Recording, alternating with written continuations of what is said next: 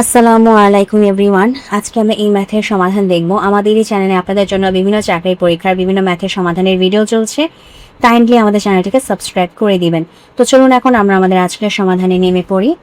এখানে বলা আছে নাদিমের সাপ্তাহিক আয় 4200 টাকা হলে মে মাসে তার কত টাকা আয় হয়েছিল।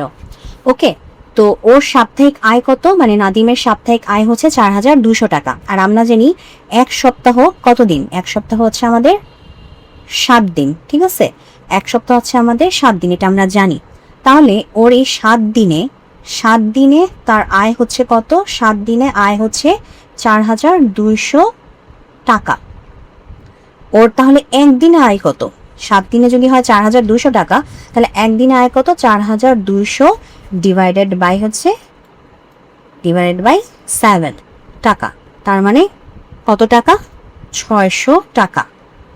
ওকে, একদিন আয় হচ্ছে 600 টাকা। এখন জিজ্ঞাসা করছে, কোশ্চেনটা কি ছিল? কোশ্চেনটা ছিল যে ওর মে মাসে কত টাকা আয় হচ্ছে। তো একদিনে যদি আমার 600 টাকা হয়, আর আমরা জানি মে মাসে হচ্ছে আমাদের 31 দিনে। ঠিক আছে, মে মাস হচ্ছে 31 দিনে, তাহলে একদিনে যদি 600 টাকা আয় হয়, তাহলে 31 দিনে আয় কত? 31 গুণ 600 টাকা। তাহলে কত টাকা হচ্ছে আমাদের? হচ্ছে 18,600 টাকা। 18,600 টাকা।